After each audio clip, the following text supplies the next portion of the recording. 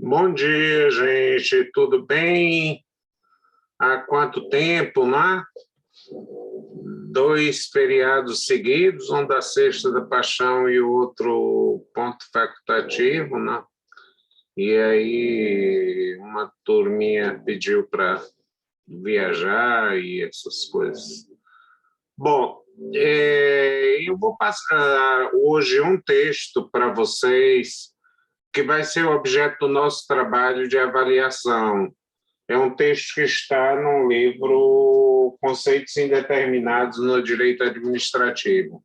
Vocês vão fazer um resumo de até 5 páginas, não mais do que isso, sobre esse tema.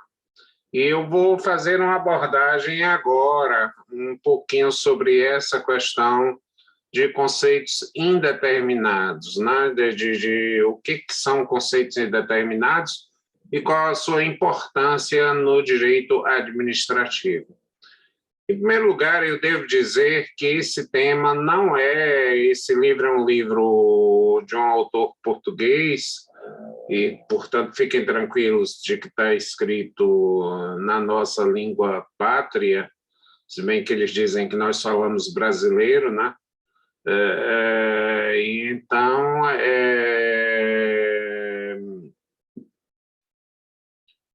eu queria primeiro dizer que no Brasil, normalmente, se tem falado de discricionariedade e alguns autores sustentam que a discricionariedade e conceitos indeterminados significam a mesma coisa, significam basicamente a mesma coisa.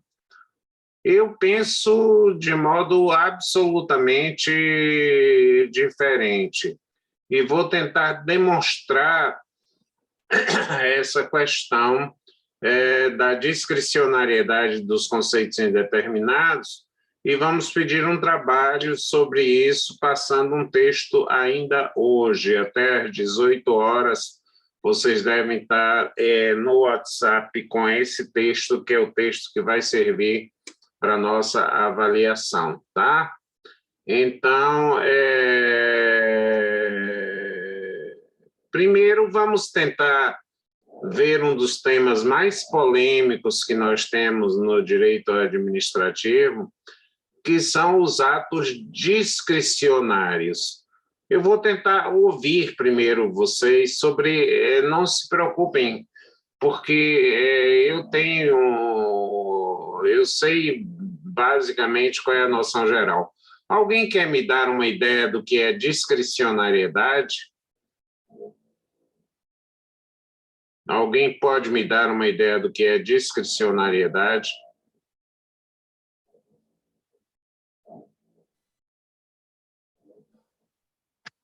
Professor. Oi, diz aí seu nome, que eu não estou identificando aqui. Henrique Barreto. Ah? Henrique Barreto. Conseguindo. Henrique Barreto, vai lá, Henrique, a bola é sua. Professor, sobre esse instituto, né, que até está sendo discutido em razão do indulto que foi concedido, eu acho que são atos do executivo que podem Está um ser... pouquinho baixo o seu som, Henrique, para mim, pelo menos. Não sei se para o restante do pessoal, mas para mim está um pouquinho baixo. Eu vou tentar resolver. Jaqueline também está concordando comigo. Eu vou tentar resolver, e se algum outro colega quiser falar, que eu acho que é o problema do aparelho, eu vou tentar ir para outro. Agora melhorou um pouco. Vai, pode, siga, Henrique. São atos que podem ser tomados de acordo com algumas condutas políticas ou de governo que não necessariamente estão previstas de forma fechada em lei. Então, é uma liberdade conferida ao governante, ao executivo, em razão do seu próprio cargo, em razão de uma presunção que aquele que ocupa aquele lugar pode tomar algumas diretrizes de decisão. Hum?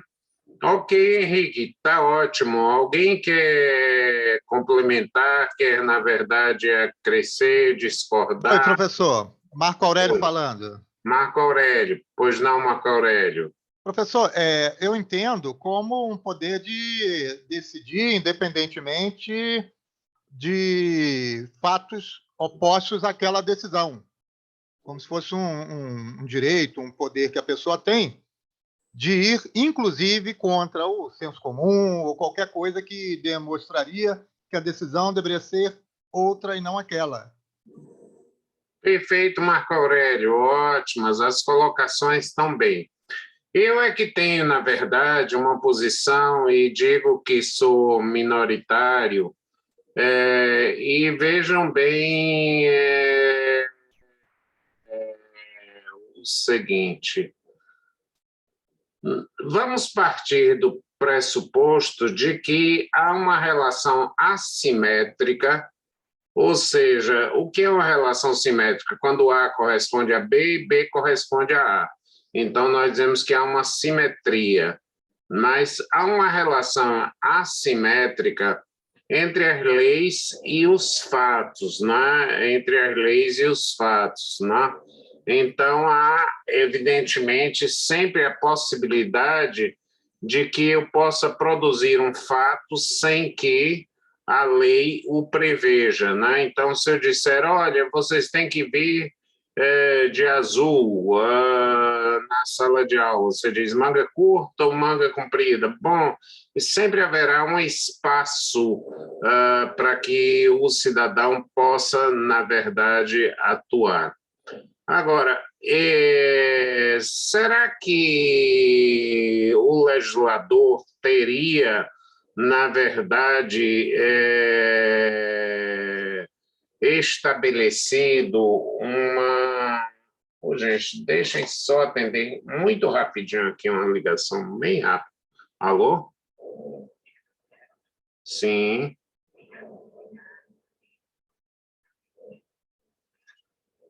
Tudo bem, Carla? Tudo. Tenho, Carla.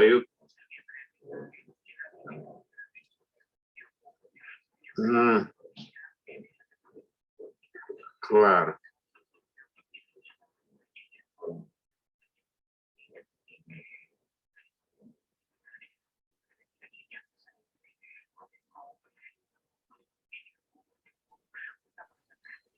Uhum.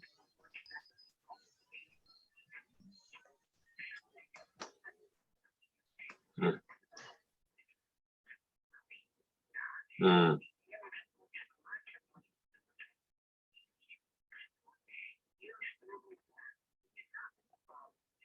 Uhum. Uhum. Sei.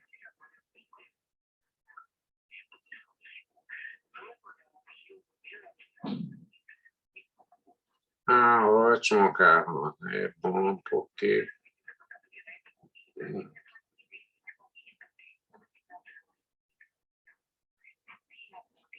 Para ser franco, Carla, está um pouquinho distante, né? Está um pouquinho distante.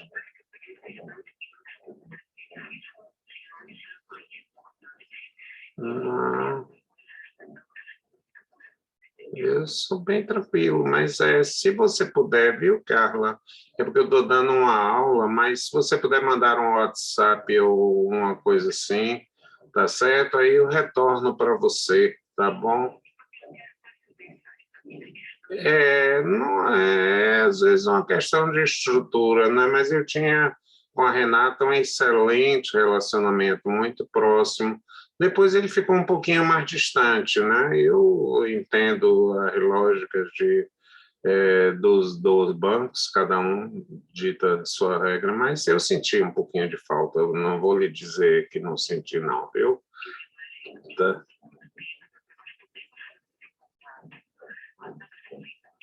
A cada 30 dias seria interessante, se lhe for possível, tá certo, Carla?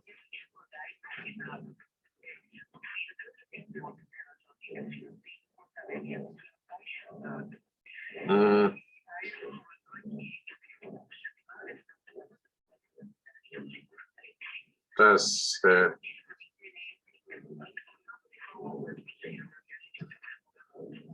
Tá bom, Carla, tá joia. Me desculpe interromper assim, mas é porque eu estou numa aula virtual e aí tá certo, tá bom, então tá joia. Um abraço grande, Carla, tá, tchau. Bom, gente, desculpem, era uma gerente do meu banco querendo se apresentar e etc. E vocês ouviram um pouco da conversa, né?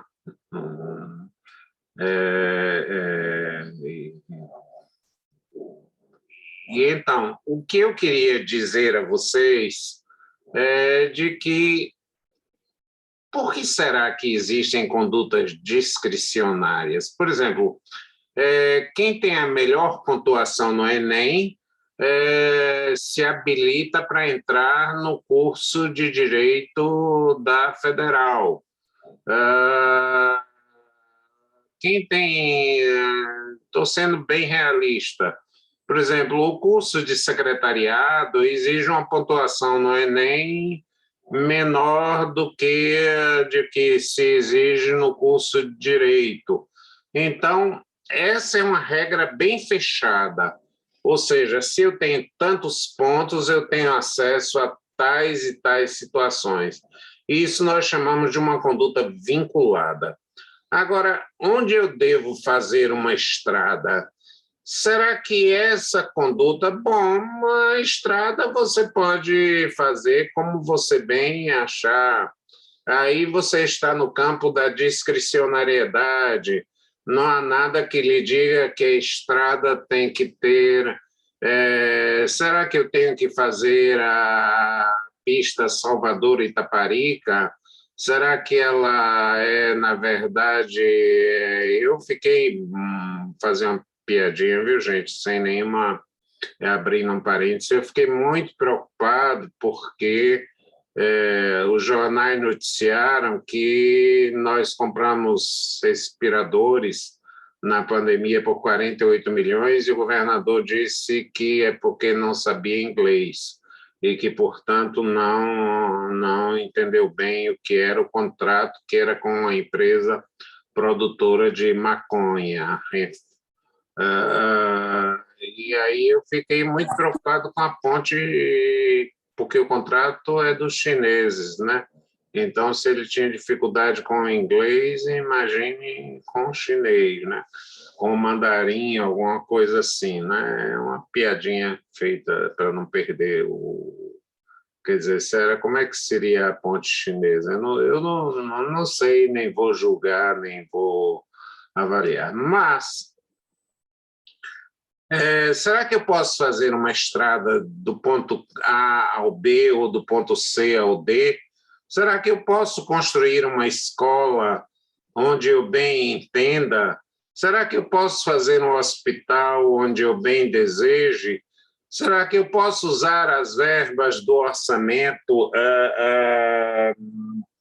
livremente, sem nenhum tipo de prioridade? Sem nenhum tipo de prioridade, eu adoto uma teoria um tanto quanto diferente desse tipo de situação. Acho apenas, e quem me deixou isso muito claro, foi um canal que ninguém assiste, por favor, não assistam, porque a internet já lhe dá, chama-se Clima Tempo. Clima Tempo é uma mocinha sempre dizendo vai chover em tal lugar, né? Vai fazer sol em tal canto, o tempo está nublado, os ventos estão lá. Mas um dia ela disse uma coisa que eu parei para pensar. Ela disse assim, se eu fizer uma previsão para daí a 15 dias, eu tenho uma chance de erro alta. Se eu fizer uma previsão para daí a 2 dias, a minha chance de erro já diminui bastante. Se eu fizer a previsão de hoje de manhã para hoje de tarde, a minha chance é muito pequena de eu errar. Então, eu fiquei imaginando o que acontece com o ato vinculado.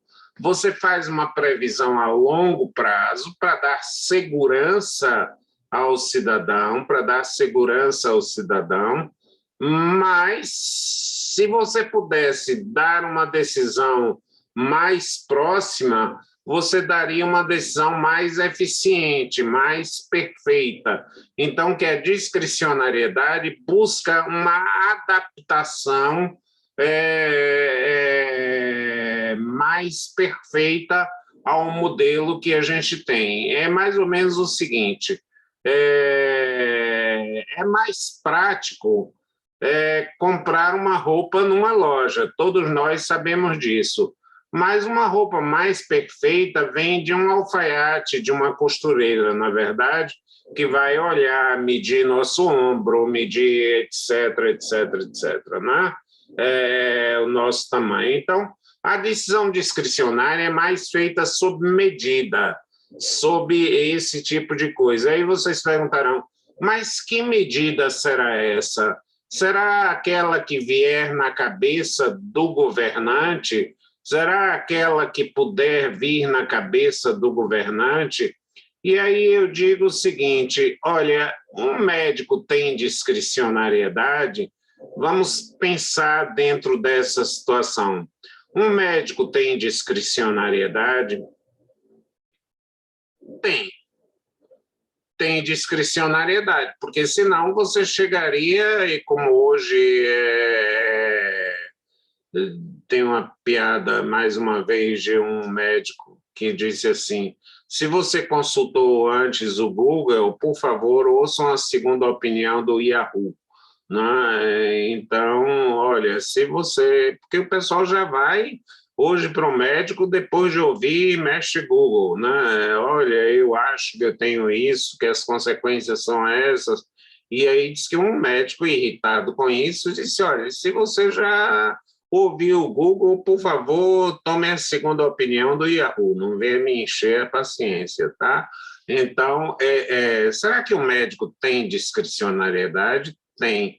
Mas essa discricionariedade envolve o quê? Ele tem o direito de dizer, sabe, hoje eu estou precisando de uma grana, vou fazer uma cirurgia, porque uma consulta só não vai adiantar, passar remédio vai ser barato, eu vou fazer logo uma cirurgia, que eu vou ganhar tanto. Ele não tem essa discricionariedade. Veja, a chance de um médico, o que eles chamam de soberania da clínica, soberania dos profissionais, não é feita para dar liberdade. Na essência, ela é feita para aprimorar o acerto, né? Certamente, nós imaginamos que o médico, ao optar por um tratamento, ao optar por uma forma, por um prognóstico, por uma medida qualquer, ele está agindo sempre em busca da melhor solução. Está claro que, às vezes, ele pode não ter, no momento, a melhor solução. Ele pode não ter, no momento, a melhor solução, se a tecnologia ainda não está disponível. Um dos grandes professores que nós tivemos na Faculdade de Direito, o professor Calmon de Passos, contou um episódio, um drama da vida pessoal. Disse, na época dele, já faleceu, ele já deveria ter hoje uns 90 anos de idade, e ele diz, meus pais morreram ambos de tuberculose. E o médico da família era idolatrado. Por quê? Porque ele disse primeiro, olha, os tratamentos disponíveis são esses, o casal deve ficar afastado porque ela é altamente contagiosa, mas ele disse, meu pai e minha mãe não seguiam isso, tinham um amor muito grande, queriam estar juntos e não conseguiam, na verdade, estar juntos. E ambos morreram de tuberculose. Ele disse, mas a opção que o médico tinha na época era limitada. Ele não tinha essas opções limitadas. Vamos imaginar o seguinte, o que a gente está chamando de liberdade, quer dizer, a possibilidade de escolha. Nós temos, para quem acompanha futebol, se criou um instrumento aí bastante polêmico, que eu nem sei o que significa exatamente, VAR. O VAR é alguém que referenda as decisões do árbitro, né? Para evitar que o árbitro tenha uma alta dose de liberdade. Ele marcou um pênalti e aí o VAR confirma numa televisão, revê a imagem várias vezes e tal, e diz, foi pênalti, sim ou não foi pênalti, a decisão final é do árbitro, mas é para reduzir a margem de liberdade, entre aspas, à base de tecnologia. Por que não se diz, olha, tem uma máquina que vai dizer que é pênalti, para se ter a melhor solução possível? Vou dar um outro caso. Suponha-se que, patrocinando essa aula, naturalmente, o Clube Baiano de Tênis patrocina natação. O Clube Baiano de Tênis está patrocinando essa aula, né? Por isso que eu estou falando dele. E põe um árbitro, né? Então, o árbitro, às vezes, dá um empate técnico entre os nadadores ou nadadoras. O que é o empate técnico? Ao olho dele, à visão dele, ambos os nadadores tocaram a borda da piscina ao mesmo tempo. Ele dá, então, um empate técnico. Ele tem a discricionariedade de dar um empate técnico. Mas será que isso é a liberdade de dar um empate técnico? Numa Olimpíada, sabem como acontece? A borda da piscina ela é acoplada a sensores muito agudos, muito sofisticados, que medem milésimos de segundos. Então, um nadador tocou a borda da piscina 5 milésimos de segundo antes do segundo lugar. Então, já não existe mais aquela suposta liberdade de se dar o empate técnico, né, na Olimpíada, né? Em abstrato, até você pode dizer, olha, mesmo no sistema eletrônico, o empate persistiu. Vai ser muito raro, porque são milionésimos de segundos ou milésimos de segundos, pelo menos, né? Não sei se chega a um milionésimo, não. Provavelmente um milésimo de segundo já resolve um nanosegundo, né, para usar hoje uma expressão da moda, né? Já resolve. Então, o legislador torna contemporânea a decisão em busca de uma melhor decisão. Não é qualquer decisão, faça a estrada onde quiser, faça o hospital onde desejar, faça a pavimentação onde achar bom, faça o esgoto, faça a contenção das encostas ou outro tipo de situação. Quer dizer, então, eu não tenho essa... Eu estou, às vezes, num estágio tecnológico onde a melhor solução, segundo a tecnologia, ainda é aquela, ou até, no estado tecnológico em que eu me encontro, há situações que podem parecer equivalentes, ou de que não há uma evidência de que uma solução seja superior à outra. Nesse caso, então, eu tomo a medida mais conveniente. Houve um caso que ficou nos anais da Bahia, de um grande médico, chamava-se professor Fernando São Paulo, e ele era um homem que, nas sextas-feiras, ele atendia, ele era um dos médicos mais conceituados na Bahia e no Brasil. Ele atendia a população pobre, sem que pagasse nada. E ele dizia, criou um problema no Conselho Regional de Medicina, porque ele dizia que tinha remédio para pobre e remédio para rico. Ele disse, mas que absurdo, você faz isso. Ele disse, não adianta eu dar remédios caros a essas pessoas com efeitos rápidos se elas não vão poder comprar. Então, eu vou dar um remédio de efeito mais lento para que ela possa comprar. Na solução dele, ele não daria. Hoje ele teria, por exemplo, eu vou passar o genérico e não o original, vou conferir se a fórmula é essa e vou lhe receitar um genérico. Não compre o original porque vem com a marca e com a grife. Então, aquela discricionariedade que ele tinha, era, na verdade,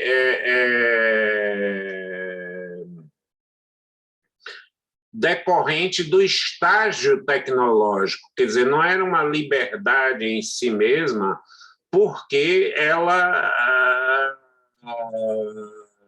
está mensurada em determinados parâmetros.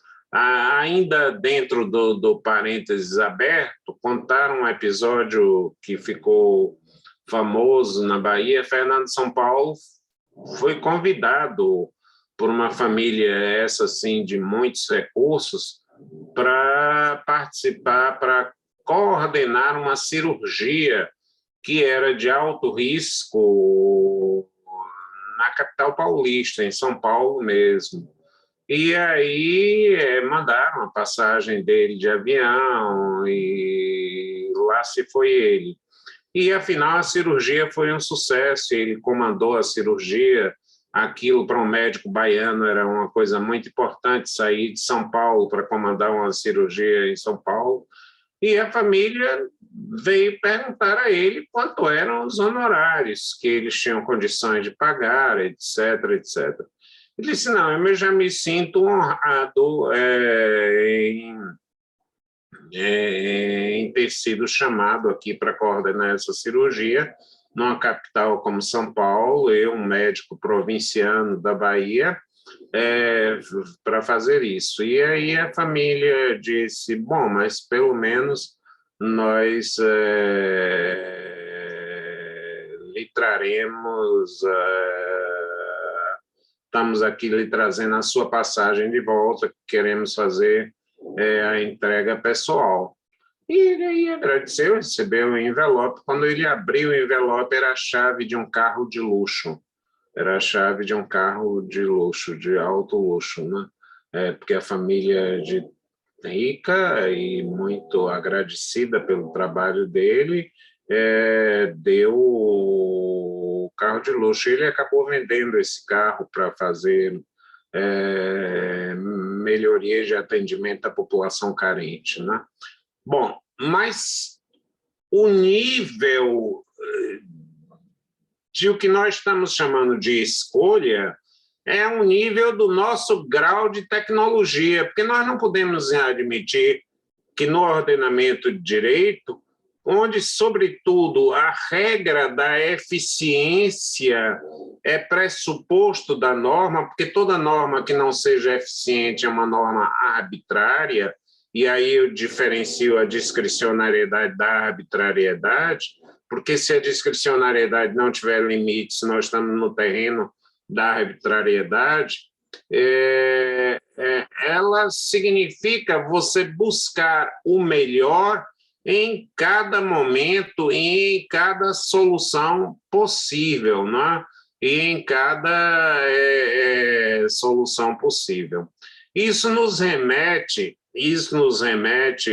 e aí é que eu acho que o direito tem que ter um grau de interdisciplinariedade. A tragédia grega, ela está montada, sobretudo, na ideia de escolhas. Você, na verdade,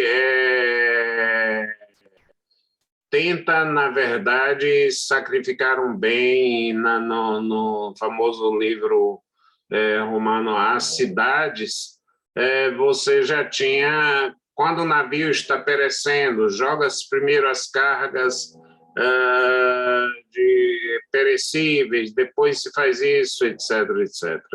A Matias Zen traz um caso bem interessante.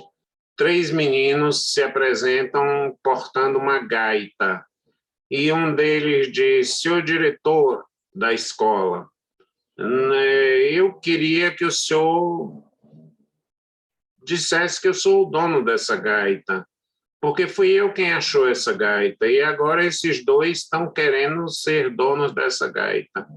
E o diretor olhou, disse: tá bom, eu vou ouvir os outros dois.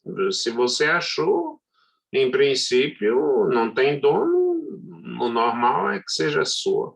E o segundo virou e disse: mas diretor, só eu sei tocar gaita, o que ele vai fazer com essa gaita? Ele vai guardar em casa e eu posso tocar gaita e animar os recreios, animar os intervalos, etc. E aí o diretor disse: o problema é mais sério do que o que eu já imaginava. E você?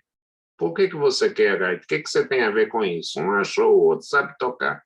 E se eu sou o único que não tenho recursos para comprar uma gaita, os outros dois podem comprar uma gaita. E eu não posso, eu não tenho condições econômicas de comprar essa gaita. E aí a pergunta é a seguinte: qual das decisões tomar? Não importa que vocês adotem, o que importa é dizer que nós estamos diante de decisões trágicas na administração pública. Olha que tema maravilhoso para um TCC, eu sei que está todo mundo já na reta final. Decisões trágicas na administração pública. Por quê? Porque a administração pública, Jaqueline, ela tem, na verdade, o dever de priorizar o que é essencial. Nós não temos ainda a consciência disso no Brasil, mas na Alemanha, pelo menos 2 casos eu posso apontar a vocês, de juízes que mandaram alterar o rumo de uma estrada. Ô, Celso, mas aí também é uma interferência do judiciário no executivo. Como é que o judiciário, que não foi eleito, que não tem votos, resolve, na verdade, decidir por onde passa uma estrada? Um dos casos, e o outro também é semelhante, foi o seguinte: uma associação de defesa da qualidade de vida, um nome assim que parecesse próprio, pediu uma perícia prévia, produziu uma prova, disse: olha, essa estrada, se ao invés de passar do ponto A ao B, vá do ponto A ao C, ela vai sair mais barata, ela vai abranger um número maior de pessoas e ela, além do mais, vai sair mais segura. Ela é mais segura porque a zona é mais ampla. Então, ela é mais abrangente, é mais segura e mais econômica. E aí o juiz perguntou ao Estado alemão: e o que você tem a dizer? E o Estado alemão disse: eu realmente não fiz esses estudos, os nossos técnicos estão diante disso. E o juiz disse: então eu vou mandar alterar essa estrada, eu vou mandar alterar, porque não faz sentido. Se você não tem resposta para alguém que diz que há outro percurso da estrada a torna mais econômica, mais segura, mais sustentável e mais abrangente, eu não tenho. Que razão eu teria para, na verdade, fazer esse tipo de coisa? Então, o conceito de discricionariedade está mudando com grande velocidade. Ele é herdeiro da teoria da irresponsabilidade do Estado. O rei não comete erros. Então, se o rei não comete erros, ele não pode ser responsabilizado, ele não consegue ser responsabilizado, Estela. Ele, na verdade, quando então você passa a ter a discricionariedade, significa apenas que o Estado quer que a decisão seja contemporânea para que ela possa ser a mais perfeita, a mais adequada, a mais justa, a mais efetiva. Ela quer otimizar os resultados. Ela quer otimizar os resultados. Então, a decisão discricionária é uma decisão que convida o administrador a otimizar os resultados, porque, às vezes, você tem determinadas decisões tomadas por lei para dar segurança jurídica, e que não otimizam o resultado, e que não otimizam o resultado, né? Eu li ontem que um cidadão, um artista famoso, consumiu $10.000 num restaurante e simplesmente não quis pagar a conta. $10.000 com um grupo no restaurante. Meu professor Raul Chaves dizia o seguinte: senhores, se vocês forem para um barzinho, bebam à vontade, mas não peçam tira-gosto, porque se vocês não pagarem a conta, não há infração penal, porque o Código Penal diz apenas o seguinte: consumir alimentos sem pagar o preço, contravenção penal e tal. Como a interpretação é restrita para dar segurança ao cidadão, ela é previamente estipulada, ela é vinculada, se você não tomar nenhum alimento, você está livre. Isso não era um blague, não era uma piada, não era uma coisa de nenhuma forma. Era simplesmente uma regra que gera a legalidade em sentido estrito para garantir a segurança. Então, o ato vinculado garante a segurança e o ato discricionário garante a eficiência. O ato vinculado garante a segurança e o ato discricionário garante a eficiência. O ato discricionário garante a eficiência. Eu fui diretor da Faculdade de Direito e aí conversei com a bibliotecária de então, uma pessoa que eu gostava muito. Simone, vamos ver como é que você compra esses livros. Olha, professor, já vem uma regra aqui, que são 70% de livros de pesquisa e 30% de manuais. Eu disse, e de onde vem essa regra? Não, isso sempre foi aplicado, é a ordem que a gente tem, a verba que aparece de compra de livro é 70% das monografias, tipo aqui, monografia é essa, The Cost of Right, Why Liberty Depends on Taxes, o custo dos direitos, porque a liberdade depende de tributos, né? É uma questão onde se mostram algumas coisas. Então, Simone me dizia, é sempre assim. Eu disse, mas Simone, nós temos um quadro que está alterado aí. O sistema de cotas traz também pessoas sem condições financeiras sequer de comprar um manual, e elas vão precisar da biblioteca. Então, vamos fazer uma pesquisa e verifique quais são os livros mais pedidos. E eu tenho mais interesse pelos pedidos e não encontrados do que pelos que forem encontrados. Então, com base nessa estatística, nós resolvemos reduzir de 40% para os de pesquisa, porque eu digo os pesquisadores já estão no nível que podem adquirir seus livros, e 60% para os manuais. Por quê? Porque, na verdade, o diálogo que me aparecia diante dos fatos, e aí que se diz, o juiz Holmes, nos Estados Unidos, diz que o jurista daquele século, que era o século passado, mas eu espero que desse ano, será o homem das estatísticas, e não dos livros. Então, eu tive que tomar uma decisão discricionária, mas suportada em uma determinada base. E aí, quando o coordenador da pós-graduação disse, mas os livros de pesquisa diminuíram, eu digo, eu sei, mas foi uma decisão discricionária baseada em um suporte. Vamos discutir o critério, e aí o que é a impessoalidade? A impessoalidade é você tomar uma decisão com base em critérios. Com base em critérios. Eu digo, se esse critério não está bom, vamos discutir qual é o outro critério. O que nós não podemos é dizer, olha, 70-30, sem nenhuma base ou sem nenhum tipo de situação. Idem quando tivemos que fazer o memorial da Faculdade de Direito, tinham desde a ata da fundação, a correspondências de professores estrangeiros, inclusive,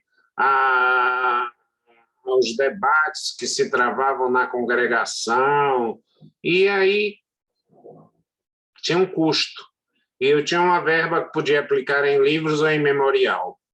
E aí pensei, pesquisei e ouvi, e quais foram as conclusões a que se chegaram? Olha, esse material do memorial vai se perdendo dia a dia.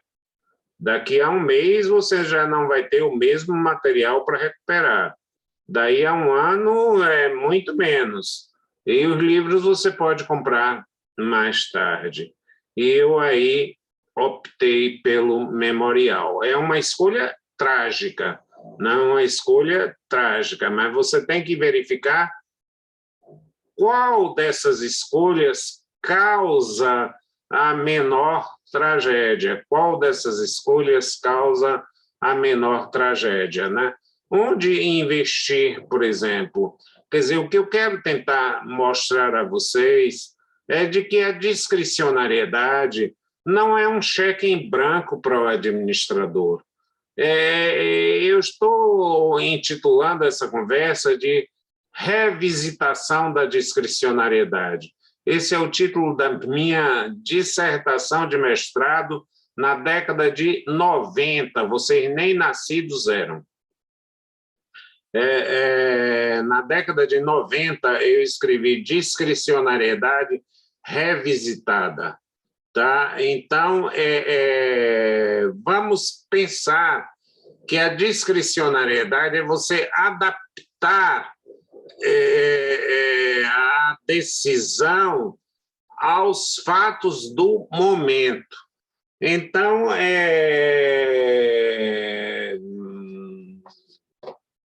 vou dar a vocês 2 exemplos disso para que para que a situação fique mais clara.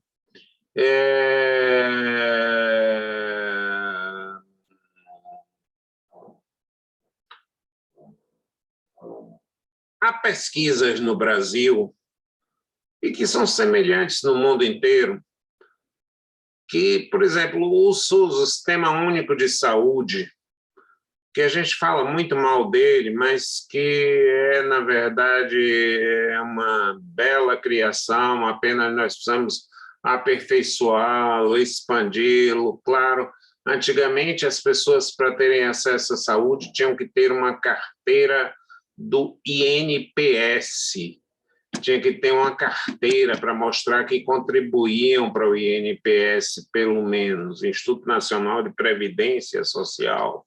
Hoje, você, com a carteira de identidade, é atingida. É claro que quantidade afeta qualidade. Mas vamos tentar verificar, se os números não forem absolutamente exatos, eles servirão pelo menos para o nosso raciocínio, eles servirão pelo menos para o nosso raciocínio, mas são os mais fidelizados possíveis. Se variarem, são muito pequenos. Nós dividimos a saúde, costumeiramente, isso no mundo inteiro, em atendimento de baixa complexidade, de média complexidade e de alta complexidade. Então, se vocês admitirem essa divisão, eu posso classificar os atendimentos de baixa complexidade, chamados de atenção primária, aquele, por exemplo, onde o médico de família vai lá e trata a verminose, trata a subnutrição, trata a pressão alta, trata o diabetes, trata sintomas outros, digamos, mais genéricos da população. Isso representa 80%, pasmem, da demanda no Brasil de saúde. Tratam a torção de braço, caiu, quebrou o braço, faz uma radiografia simples e aí engessa, não vai precisar cirurgia, não vai precisar nada, esse é o atendimento de atenção primária ou de baixa complexidade. O que é o atendimento de média complexidade? É aquele que já exige especialistas, é otorrino, você tem um grave problema de audição, na verdade, um oftalmologista, você precisa, na verdade, ver a saúde do seu olho, isso já exige um aperfeiçoamento maior, é um dermatologista, você tem uma infecção de pele, que, na verdade, vai ter um ginecologista, um urologista, em suma, as chamadas especializações médicas, né? O médico generalista, que atende à atenção primária, o médico especialista, que atende à atenção secundária ou à atenção complexa, e a alta complexidade, que é atendida nos hospitais, as cirurgias, onde você precisa de internamento, e tem-se incluído também a oncologia, porque demanda assistência de quimioterapia, de radioterapia e também a hemodiálise, são atendimentos de alta complexidade. A hemodiálise, a oncologia e os internamentos de um modo geral. Gente boa, meus amiguinhos, minhas amiguinhas, vamos passar isso para números, porque isso vai nos ajudar. 80% da demanda de saúde no Brasil é atenção primária. 15% é atenção de média complexidade. E 5%, não estou falando de períodos atípicos, como a pandemia da Covid, não. Estou falando em tempos normais. Na CNTP, condições normais de temperatura e pressão. Viu, Marco Aurélio? As condições normais de temperatura e pressão. Estela, Hildon. Olha, hoje tem umas companhias visíveis, isso anima a aula, né? Isso é muito positivo, viu, gente? Eu agradeço a vocês por se fazerem presentes, porque o nomezinho torna a relação um pouquinho mais fria, né? Torna a relação um pouquinho mais fria. Então, 80% é de atenção primária, 15% é de atenção média, de média complexidade, e 5% é de atenção de alta complexidade. E aí vem o cidadão e diz assim, vem o Estado e diz, eu vou construir um mega hospital nessa cidade do interior. Ele não vai ter demanda, é muito melhor ele construir hospitais regionais e focar na atenção primária, fortalecer as unidades básicas de saúde, os postos de atendimento, etc., etc., para, na verdade, poder dar uma melhor atenção ou uma melhor qualidade ao atendimento de alta complexidade. Eu vou dizer a vocês uma coisa, espero que nunca aconteça com nenhum de nós, nem comigo, nem com vocês.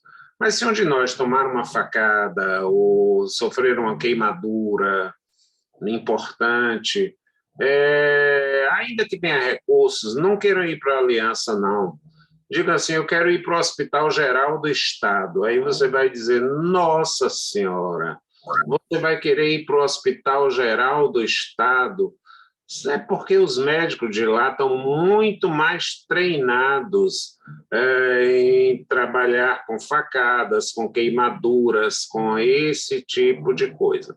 Depois, quando você já estiver bem legal, já tudo resolvidinho, aí busca um hospital-hotel bem legal, vá para um patrocinador, o Hospital Aliança, né? Ou para, sei lá, Hospital da Bahia, hospital... Mas o que acontece com as más condições do Hospital Geral de Estado? Que tem gente colocada na pia? Tem gente colocada no chão? Tem. Porque falta atendimento básico, ao invés de se criar. Então, como as pessoas não têm atendimento básico, dizem, olha, o único lugar que eu sei que é aberto 24 horas é o HGE. Aí vai para o HGE para trabalhar um problema de nutrição. Chega lá o pobre do médico do HGE, cuidando de perfurações, como um repórter de uma televisão tomou 7 facadas num assalto, ele aí, como é que ele vai fazer para colocar uma solução hidratante para aquela pessoa que está ali, que pode esperar mais tempo? Então, ela vai esperar de qualquer jeito.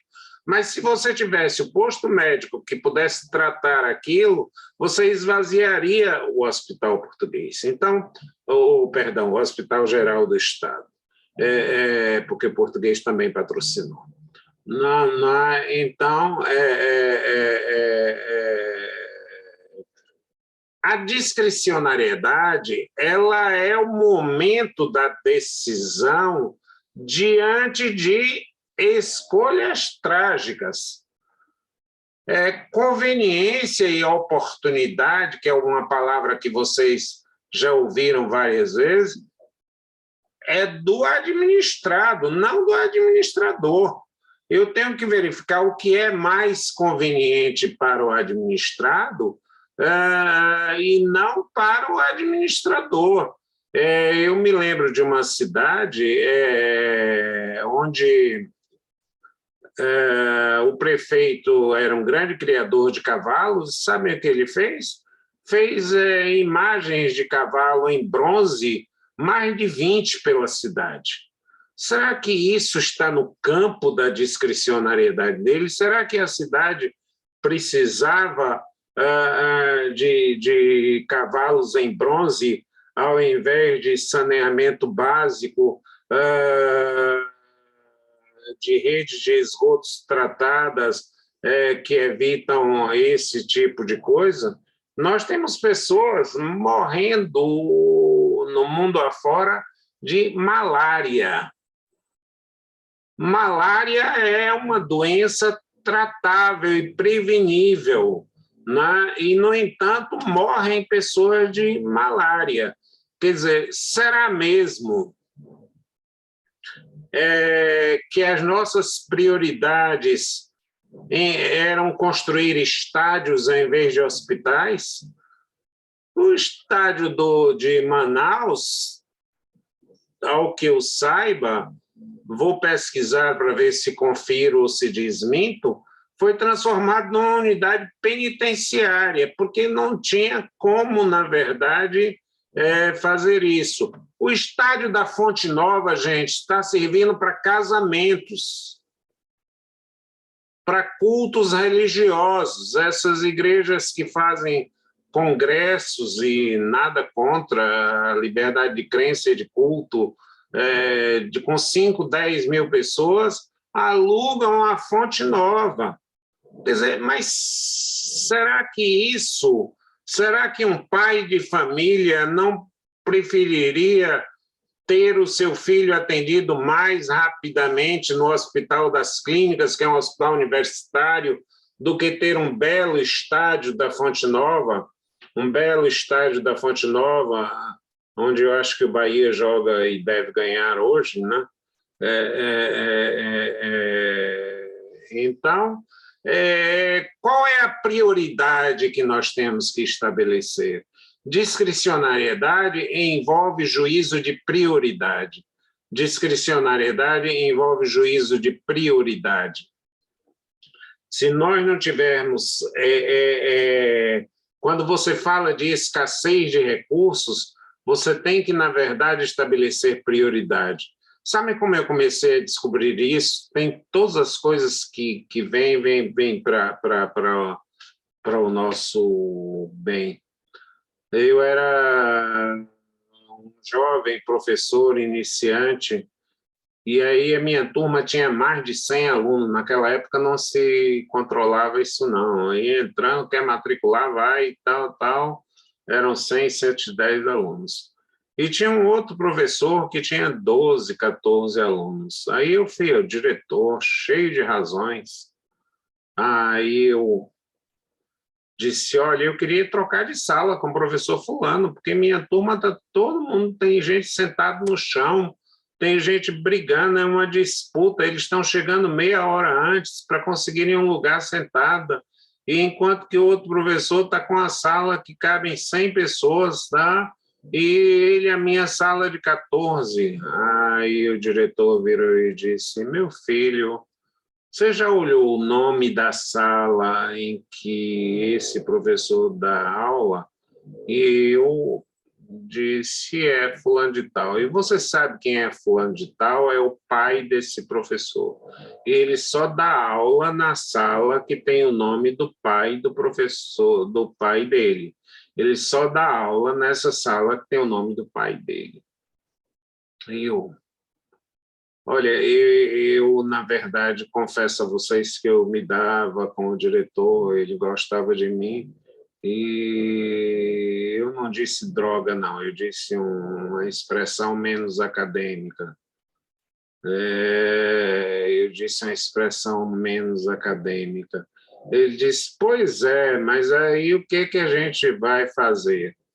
Aí eu comecei a estudar o assunto da discricionariedade. Olha que isso já tem muito tempo. E aí comecei a ver na doutrina estrangeira, ninguém falava nisso, que discricionariedade envolvia critérios de prioridade.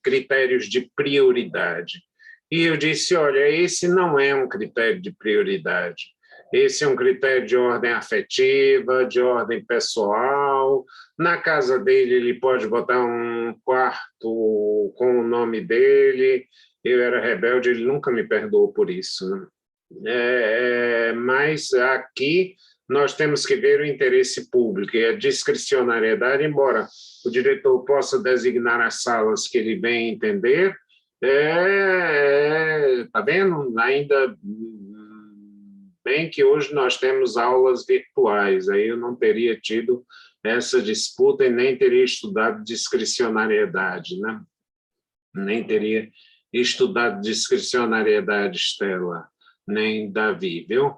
E aí eu descobri que a discricionariedade era uma coisa balizada, era a descoberta da melhor solução, era a otimização da solução, né? Era a otimização da solução e não efetivamente a descoberta de uma opção de que eu queira. E, a partir daí, nós ganhamos instrumentos. Eu fiz um experimento em sala de aula pouco antes da pandemia e entramos na justiça para impedir que o prefeito de Ubatã fizesse festa de São João. Ô, Celso, o que é isso? Você quer impedir de festa de São João? É o seguinte, os prefeitos são devotos de São João. Todos os prefeitos são devotos de São João. É incrível como eles têm uma devoção fervorosa a São João, sobretudo porque a lei de licitações diz que é dispensável licitação para contratação de artistas consagrados pelo público ou pela crítica. Então, trazer um cantor de funk não precisa nada. E fazer com um cantor de funk metade, olha, você vai me dar um recibo, já que eu não preciso de licitação de 100, 50 são meus, para o cantor é ótimo, porque ele não consegue em outro canto, ele está aqui. Então, nós entramos, alunos, foi uma produção do curso, para impedir, e o juiz concedeu uma liminar, dizendo que, enquanto você não pagar a folha de salário, meu amigo, a prioridade é pagar a folha de salário. Você está devendo aos seus funcionários? Como é que você quer fazer festa de São João? Peraí, discricionariedade é feita para ter limite, discricionariedade é limite. E vejam bem, limite, na verdade, não é uma coisa externa, é uma coisa intrínseca. Limite, na verdade, é uma coisa intrínseca. Como assim, Celso? Se você tirar a parede de um quarto, ela vira sala. Ela se acopla à sala, ela muda o conceito. Vejam que as paredes, colocando limites, são aquelas que vão definir, na verdade, as possibilidades de existência das coisas mesmo. Então, discricionariedade envolve limites. Eu me lembro de uma vez, quando era ministro da Aviação Civil, de algum nome que pareça, ministro da Defesa, um dos grandes homens que a República teve, professor da Faculdade de Direito, aluno da Faculdade de Direito, Valdir Pires, mas que enfrentou uma greve de controladores de voo. Enfrentou uma greve de controladores de voo, porque os controladores de voo diziam que os salários dele estavam baixos, que as condições não eram adequadas, etc. E 90% dos controladores de voo eram militares e eram sargentos da aeronáutica. E aí me chamaram para um programa de televisão para eu discutir porque em alguns países se usavam controladores civis, e que aqui se usavam, o pessoal de controle era militar. Qual é a sua opinião? E eu aí dando uma de snob, isso já tem muito tempo. Hoje eu sou muito mais cauteloso, mas antigamente eu era muito mais aguerrido. Aí eu disse, olha, eu não tenho dúvida de que tem que ser civis. Como assim? Todo mundo aqui tem discutido, o senhor chega e diz que tem que ser civil. Eu digo, a relação é muito simples. Um controlador de voo no mercado internacional, essa pesquisa eu já tinha feito, porque eu já sabia qual era o tema que eu ia falar. Ganha $6.000, R$30.000 em valores hoje. Mas um sargento da aeronáutica ganha R$4.000. Ganha R$4.000. O que está acontecendo? Esse sargento da aeronáutica, para ser controlador de voo, tem que ter bom domínio da língua inglesa, porque os aviões que pousam não sabem falar português, os comandantes. Então, ele tem que ter bom domínio da língua inglesa. Naquela época, mais do que hoje os computadores fazem tudo, tem que ter cálculos de aproximação, de sobrevoo, etc., de compatibilidade, ou pelo menos aprender a rever ou saber como funciona o algoritmo que calcula.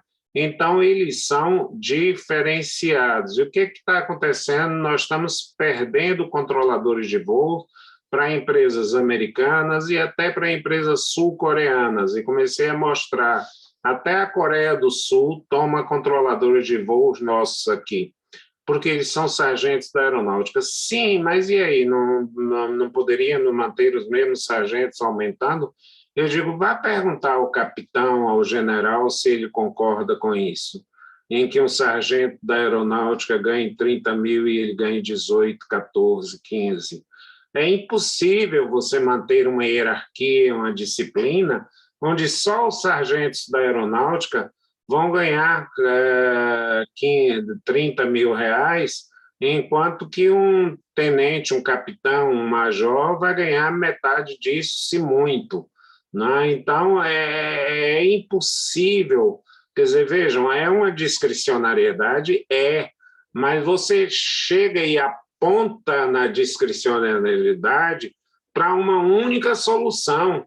Não há uma solução que seja outra, que seja possível, mesmo no campo da discricionariedade. Você não tem escolha, você não tem, na verdade,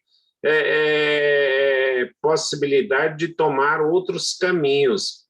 Eu hoje não faço mais provas tradicionais, já disse a vocês que eu vou fazer um texto, e isso vem a propósito de quê? Eu fazia provas tradicionais. Dia tal, todo mundo senta ali na carteira, pega os livros e bota não sei onde, aquele ritual tolo que para mim já não tem sentido, até porque o advogado que não pesquisa, que não lê, que não pesca na hora de fazer uma petição é o irresponsável, né? É um irresponsável. E eu deixo a memória para os computadores, eu prefiro de vocês o raciocínio, eu deixo totalmente a memória com os computadores. Então, tinha uma regra na universidade que dizia o seguinte: tem direito à segunda chamada aqueles que tragam atestado do serviço médico da universidade, serviço médico que tem o nome de um grande médico, Rubens Brasil, serviço médico da universidade.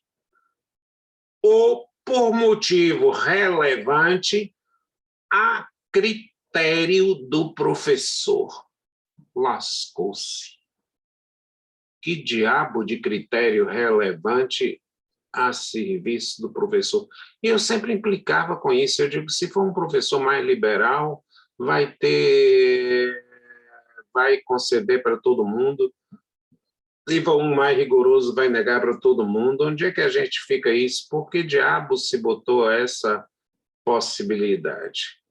E aí, um dia, Deus sempre me manda as respostas prontas, ele é muito parceiro meu, sabia? A gente tem uns tratos muito legais, e ele sempre cumpre todos, sabia? Ele é meu chapa. Então, quando eu quero uma solução, ele me dá para eu entender as coisas, sabe? E aí, um dia, chega uma moça muito simples, mas que eu percebia, porque ela frequentava as aulas, eu nunca fui de fazer chamada, não, mas a gente via na sala de aula presencial. Eu não sei, Felipe deu risada aí de alguma coisa já tá bem no passado, né, Felipe? Mas se você quiser rever, eu te peço desculpas por não ter lido. Marcos também, né? Deve ter sido alguma coisa bem engraçada, porque Marco Aurélio e Felipe acharam graça, que bom. Então, eu gosto quando vocês acham engraçadas as coisas que eu conto, né? Eu acho que dar aula não é contar piada, quem dá aula assim não é de nada, mas eu acho que vale a pena contar piada. Vale sim, né? Eu não conto piadas de português, isso eu não conto, né? Porque aquela história do sujeito, por exemplo, chegar e dizer assim, alô, É da TAP? Pois não. Quanto tempo dá um voo daqui do Rio de Janeiro para Lisboa? E a moça diz, 1 minutinho só, muito obrigado. E ele desliga o telefone. Quanto tempo gasta-se de um voo do Rio de Janeiro para Lisboa? 1 minutinho só, por favor. Muito obrigado. E aí, não contem piadas de português, hein? Eu não chamo Lisboa, eu chamo Lisótima. Tá? Lisótima. Agora, eles são bem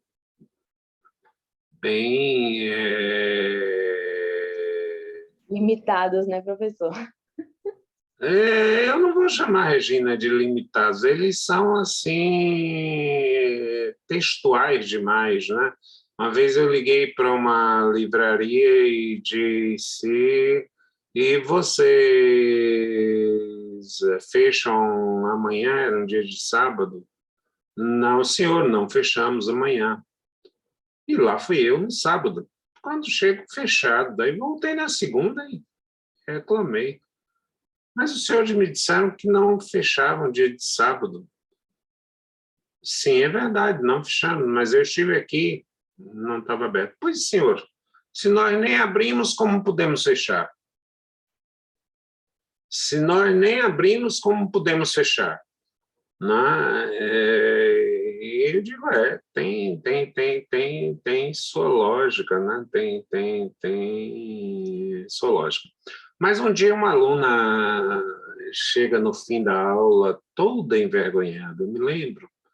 Me vieram lágrimas nos olhos quando eu via essa coisa.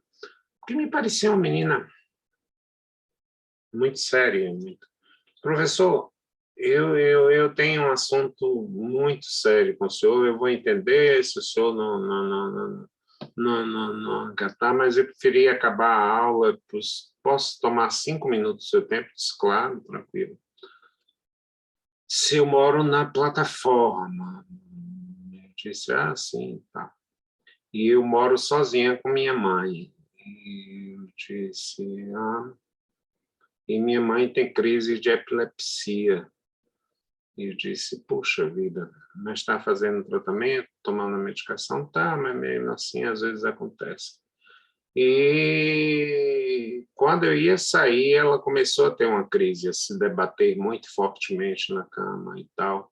E para eu chamar um vizinho para ajudar e não tinha quem, eu também fiquei preocupado em deixar minha mãe. E aí acabei não podendo vir para a sua prova.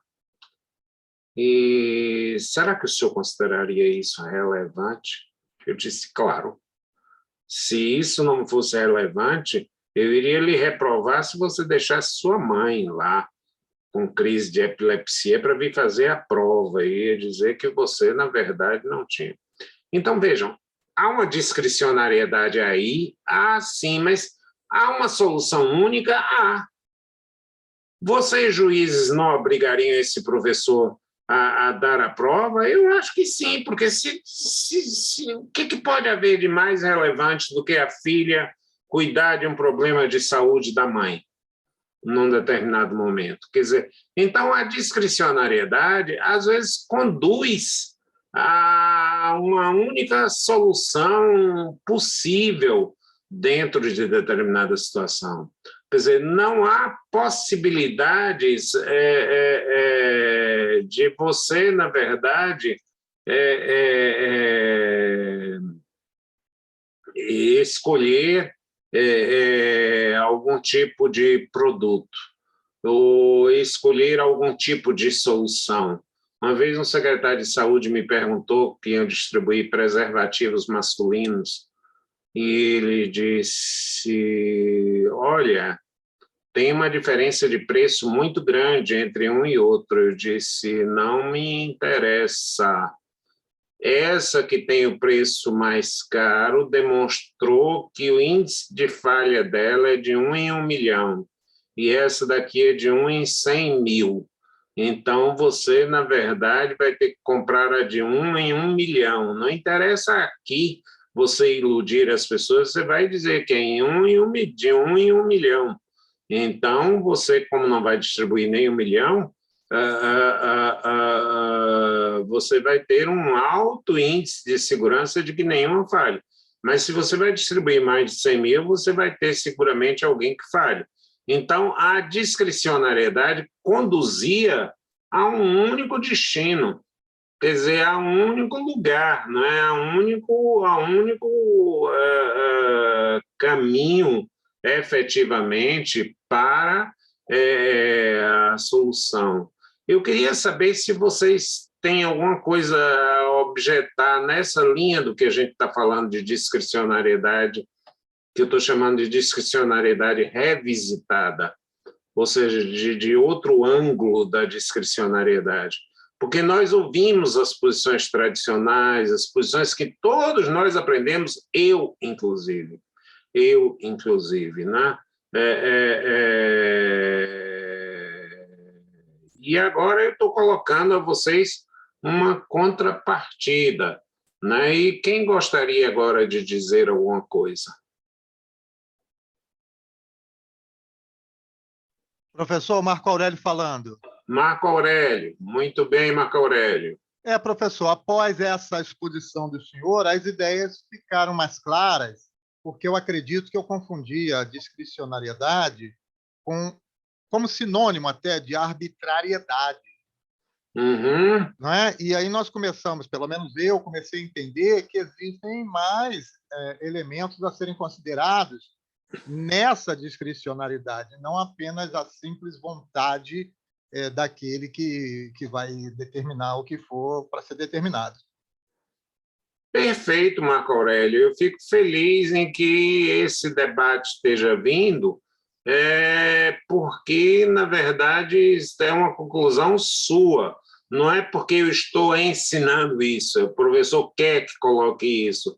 Eu aceito o caminho tradicional, aceito o caminho. Se vocês chegarem numa prova de concurso, podem dizer que é uma margem de liberdade, porque o pessoal ainda não aprendeu isso, não.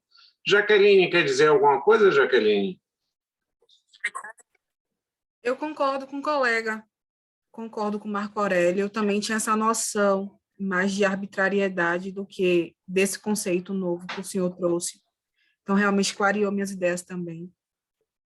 Que bom, gente. É tudo que pode ser de gratificante na gente, a gente está, na verdade, mexendo, criando dúvidas para vocês, criando horizontes novos, dizendo, olha, às vezes a discricionariedade me leva só a um caminho, porque eu não posso imaginar que a lei priorize determinadas situações, que a lei priorize determinadas situações e deixe outras para valer.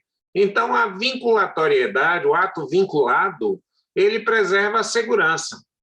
Por exemplo, se não há crime sem lei anterior que o defina. Para quê? Para que você saiba que, se não estiver na lei penal, não pode ser criminalizado. Isso aí você está prestigiando a segurança jurídica. Mas a discricionariedade é para prestigiar a eficiência, para que eu possa, em cada momento, trabalhar o que for mais eficiente. E toda vez que eu encontrar e que eu demonstrar que uma solução é mais eficiente, olha que ferramenta nós temos de controle da administração pública.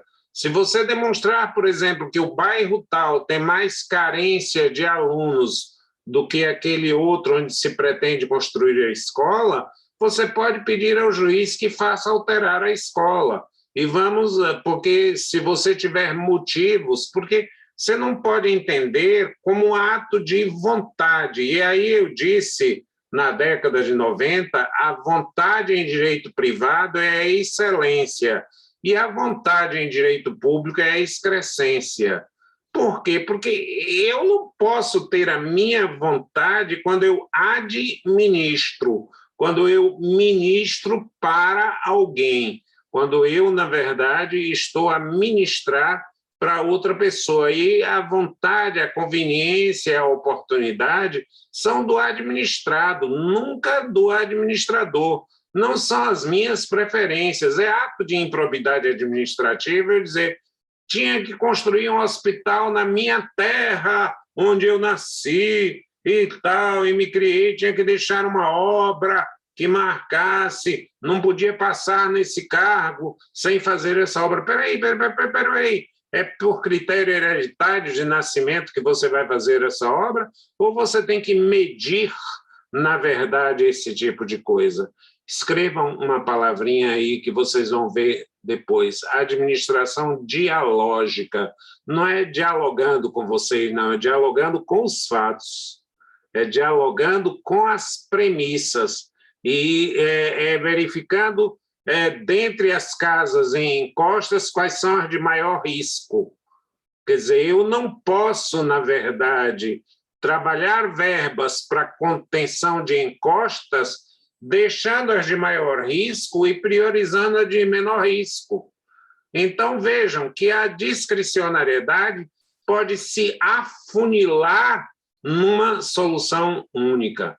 Eu vou pedir a vocês que leiam esse texto para a gente, que eu vou estar entregando hoje à tarde para vocês, até às 18 horas, viu?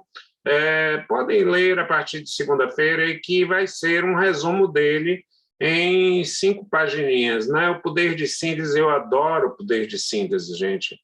Blaise Pascal tem uma frase que eu vou um dia fazer uma placa. Desculpe-me, amigo, tivesse eu mais tempo e faria uma carta mais breve. Ou seja, se eu tivesse mais tempo, faria uma carta mais breve. Então, a síntese na verdade, um instrumento de comunicação do jurista. Ninguém imagine, quando você se comunicar com o juiz, que ele está disposto a ouvir o seu blá, blá, blá, etc. Ele vai querer, e, como dizem os americanos, eu não gosto muito dessa expressão, não, straight to the point, direto ao assunto. Direto ao assunto. Diga exatamente o que é que você pretende, na verdade, ter essa coisa. Gente, só me cabe, diante do horário, agradecer mesmo, de coração, a vocês, inclusive pela paciência que tem tido. Uma pergunta, professor. Como? Marco Aurélio, aqui uma pergunta. Qual o prazo para entrega? Qual o prazo para entrega? 10 dias, Marco Aurélio, tá bom? Ok, muito obrigado. Nada, disponha. Gente, um feliz final de semana, tudo de bom para vocês. Eu sinto saudade de vocês quando não estou com vocês, de verdade, de coração. Um beijo grande para todos vocês, viu? Namastê.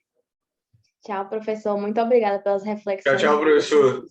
Tchau, hein, gente. Tchau, professor. Tchau, professor. Tchau, bom final de semana, tudo obrigado. E vamos vencer a timidez do pessoal aparecer aí, para a gente ver os rostos, ajuda. A Regina já está aí, Estela também, Jaqueline, Marco Aurélio Médio, né? Hildon,